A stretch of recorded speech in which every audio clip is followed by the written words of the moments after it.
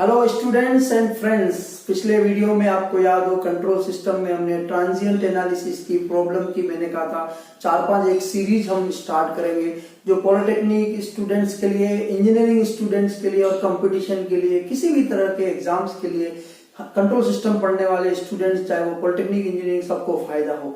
तो पिछले वीडियो में मैंने एक प्रॉब्लम्स लेके सॉल्व किया था जिसमें हमने बहुत सिंपल से डैम्पिंग फैक्टर Z था, natural frequency of oscillation omega n और साथ साथ में हमने ओमेगा d डैम्प्ड फ्रीक्वेंसी को फाइंड किया था। अब हम इस वाले वीडियो में मैं आपको एक और प्रॉब्लम लूंगा जिसमें हम ट्रांजिएंट रेस्पॉन्स स्पेसिफिकेशन को कवर करेंगे। ओके, लेकिन ये वीडियो स्टार्ट करने से पहले आप सबसे पहले मेरे YouTube channel Sundaram sir classes को सब्सक्राइब कीजिए, लाइक कीजिए, शेयर कीजिए और कमेंट अवश्य कीजिएगा। तो अब हम चलते हैं क्वेश्चन की तरफ। इस वीडियो में हम बहुत अच्छे से क्वेश्चंस को सॉल्व करेंगे। क्वेश्चन है ए सेकंड ऑर्डर सिस्टम। हर बार मैंने कहा है ट्रांजिएंट में अधिकतर जो प्रॉब्लम्स है वो सेकंड ऑर्डर के आते हैं। Second order system is given by CS upon RS equal to 25 upon S square plus 6S plus 25. Then find its rise time, peak overshoot and settling time if the system is subjected to unit step input. Okay, and then you also find the expression for output response. अब आप simple सा समझिए, उस theoretical videos में आप वो detail में देखेंगे कि जब हम सेकंड ऑर्डर का हम सिस्टम को ट्रांजिएंट एनालिसिस का स्टडी करते हैं तो यहां पर मैं आपको ड्रॉ करके बताता हूं।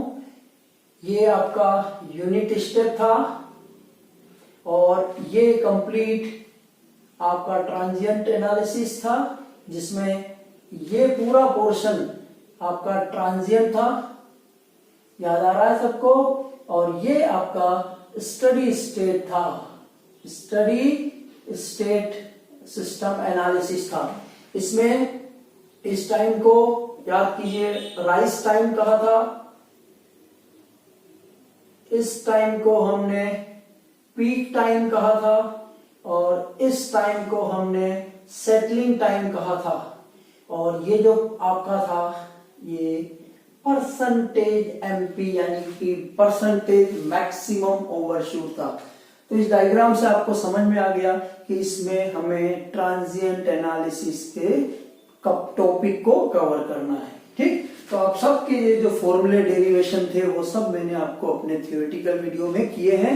यहाँ मैं वो फॉर्मूले डायरेक्ट पिक करूंगा, आपको याद होना चाहिए और हम इसको सॉल्व करेंगे। तो सबसे पहले आपको ये मालूम है कि जब भी सेकंड ऑर्डर का इक्वेशन आता है तो एक स्टैंडर्ड इक्वेशन होता है और उस स्टैंडर्ड इक्वेशन के जो डिनोमिनेटर टर्म है, अभी हम करेंगे डिनोमिनेटर टर्म को, क्वेश्चन में जो डिनोमिनेटर टर्म है उससे कंपेयर करना है। तो दो पैरामीटर्स मिलेंगे।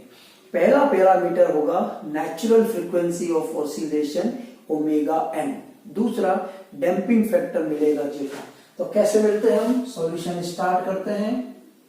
सॉल्यूशन में I write here CS upon RS equal to omega n square upon S square plus 2 zeta omega NS plus omega n square equal to 25 divide by S square plus 6S plus 25।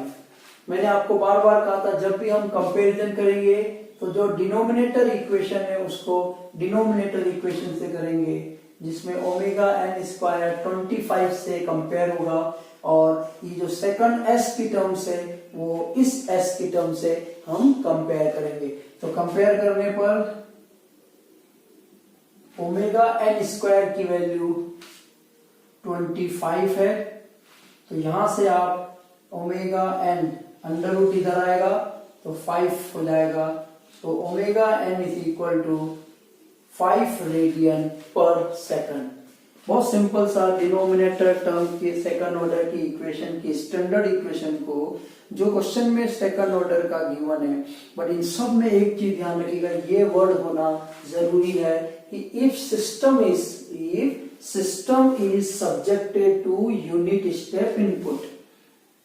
ये जो formula है हमारा, हम हमेशा basic जो input है उसको लेकर हम कैलकुलेशन या सॉल्व करते हैं। बेसिक हमारा इनपुट है यूनिट स्टेप इनपुट। तो ये सारे जो फॉर्मूले हम लिखेंगे, राइज टाइम और ये मैक्सिमम ओवरशूट, सेटलिंग टाइम, ये किसके लिए वैलिड है? यूनिट स्टेप इनपुट के लिए है। तो सबसे पहले आपने ओमेगा फाइंड कर लिया, अब आप डैम्पिंग जेटा फाइंड करेंगे। सो 2 जेटा ओमेगा एन, ये S और S कंपेरेबल है तो कैंसिल हो जाएंगे। तो 2 जेटा ओमेगा एन की वैल्यू 6 है, तो 2 जेटा ओमेगा एन की वैल्यू मैंने 5 रखा equal to 6। So zeta is equal to 5 to the 10 6 के नीचे आ गया, 6/10 and that is equal to 0.6। Okay, तो जेटा की वैल्यू 0.6 और इसकी कोई यूनिट नहीं होती है because zeta is always a ratio of same quantity. Complete ये। अब हम यहां से स्टार्ट करने की कोशिश करते हैं। What is it's rise time. Rise time के साथ साथ हम इसमें फाइंड करेंगे ओमेगा डी, क्योंकि आगे के क्वेश्चंस में अगर वो कहता है ओमेगा डी, तो ओमेगा डी का फॉर्मूला है omega n under root of 1 minus zeta square.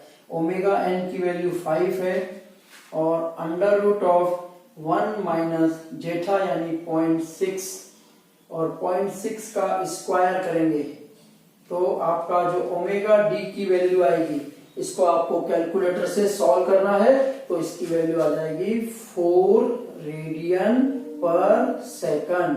तो आपके पास ओमेगा डी की वैल्यू भी आ जाती है। क्लियर? तो अब हम सबसे पहले फर्स्ट हमें चाहिए राइज टाइम। तो राइज टाइम का जो फॉर्मूला है टी आर, और टी आर का फॉर्मूला याद करो पाई minus theta upon omega D. पाई minus theta upon omega D आएगा। देखिए पाई रेडियन में होता है, तो ये जो थीटा है ये भी हमें रेडियन में करना है। ठीक है, तो सबसे पहले एक फॉर्मूले में हमें ओमेगा डी चाहिए तो फाइंड कर लिया, तो हम पहले थीटा भी फाइंड कर लेते हैं। अब थीटा का फॉर्मूला वहां से आपको लेना पड़ेगा, उसका एक स्टैंडर्ड फॉर्मूला है जो याद रखना है। Theta equal to tan inverse under root of 1 minus zeta square by Jetha.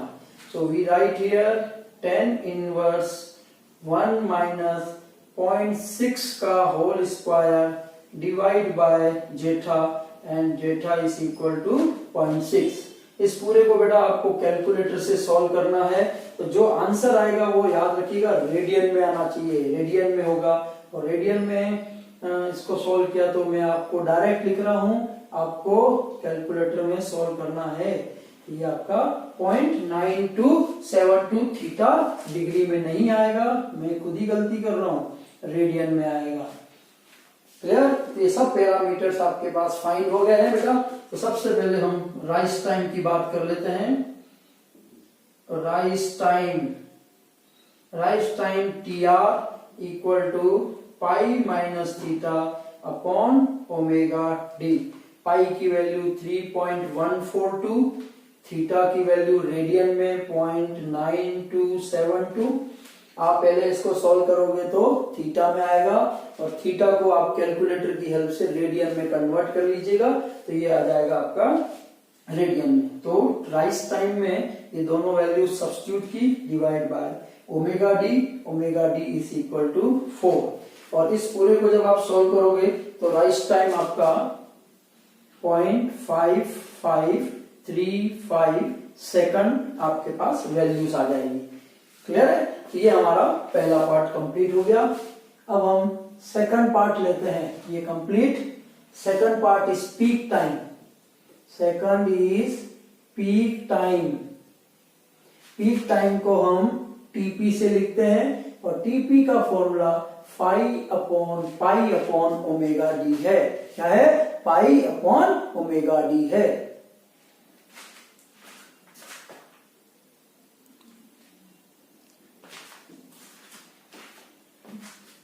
No, पाई की value 3.142 divide by omega D, and omega D is 4 radian पर सेकंड। और जब हम इसको पीक टाइम को सॉल्व करेंगे तो ये आंसर 0.785 सेकंड इसका आंसर आ जाएगा। Okay, now peak time complete, rise time भी complete. Now come to the peak overshoot. Now third, peak overshoot आपको मालूम है ये जो हमारी वैल्यू है इस वैल्यू से कितना परसेंटेज ऊपर है वो हमारा परसेंटेज पीक ओवरशूट होता है। ओके, इसका फॉर्मूला e की power minus pi zeta upon under root of 1 minus zeta square into 100। ठीक है, देखिए मैं आपसे फिर कह रहा हूं ये जो सारे फॉर्मूले हैं वो आपको याद होने चाहिए जिससे आप इस क्वेश्चन को इजीली कम टाइम में सोल्व कर पाएंगे। इसके लिए आप मेरे उस पर्टिकुलर थ्योरेटिकल वीडियोस को देख लीजिए। तो e की power minus pi 3.142 and zeta is equal to 0.6 divide by under root of 1 minus 0.6 का होल स्क्वायर इंटू 100। और जब आप इस पूरे को कैलकुलेटर से सॉल्व करोगे तो आपके पास परसेंटेज जो है 9.48 परसेंटेज आ जाएगा। इसका मतलब ये आपको याद हो तो मैंने जब उसमें 100% है तो 100% से पीक ओवरशूट 20 से 25% से ज्यादा नहीं होना चाहिए, नहीं तो हमारा सिस्टम बहुत टाइम लेगा स्टेडी स्टेट तक पहुंचने में और स्लो प्रोसेस हो जाएगा। तो हमने ये कैलकुलेशन में ये कहा है कि जो परसेंटेज एमपी ओवरशूट वाला जो पोर्शन है वो 20 से 25% से ज्यादा नहीं होना चाहिए। यहाँ हमारा 9.48 आ रहा है, इट मीन्स ये सिस्टम आपका सही है। नाउ फोर्थ पॉइंट हमें जो फाइंड करना है दैट इज सेटलिंग टाइम। तो सेटलिंग टाइम आपका फॉर्मूला क्या बनता है? सेटलिंग टाइम टीआर, क्या फॉर्मूला बनता है टीआर का बताइए? 4 अपॉन जेठा ओमेगा एन, और ये प्लस माइनस 2% के लिए आपको ये भी ध्यान रखना होगा कि ये जो आपका स्टडी स्टेट है वो हमारा जो रिक्वायर्ड इनपुट है उससे 2% की रेंज में होना चाहिए तो सिस्टम हमारा एप्लीकेबल है या एक्सेप्टेबल है। इसी तरह से बड़े सिस्टम होंगे तो 5% भी होगा, बट वो अधिकतर कैलकुलेशन न्यूमेरिकल में हमारा प्लस 2% है। तो वी राइट हियर टीआर 4, जेठा की वैल्यू 0.6 और ओमेगा एन की वैल्यू 5। तो वी राइट हियर 4.6 को 5 से किया तो 3, that is equal to 1.33 second आपका आंसर हो जाएगा, टीआर की वैल्यू है। चलिए तो अब हम 5वां पॉइंट फाइंड करते हैं। Also calculate the expression for its output response. अब आउटपुट रेस्पॉन्स को हम सीटी से लिखते हैं और सीटी का फॉर्मूला था 1 माइनस ई की power minus zeta omega N T divide by 1 minus zeta square into sine bracket में omega D T plus theta. बस आपको इन सब की वैल्यूज को सब्स्टिट्यूट करना है तो इक्वेशंस आ जाएगी। अब देखिए 1 माइनस ई की power minus zeta and zeta is equal to 0.6 and omega n equal to 5। तो 0.6 इंटू 5 डिवाइड बाय 1 माइनस 0.6 का whole square into sine omega D equal to 4t plus theta and theta is 0.9272। अब बस इसको आप solve करेंगे तो output equation आपको आ जाएगी। सो आउटपुट इक्वेशन फाइनल सीटी इज इक्वल टू 1 माइनस अब ये जो अंडर रूट में 1 माइनस 0.6 का होल स्क्वायर है, अगर आप इसको पूरा सोल्व कर लोगे तो 1 माइनस 1.5625 देन e की पावर माइनस ये t आ जाएगा 3t and then sine 4t plus 0.9272.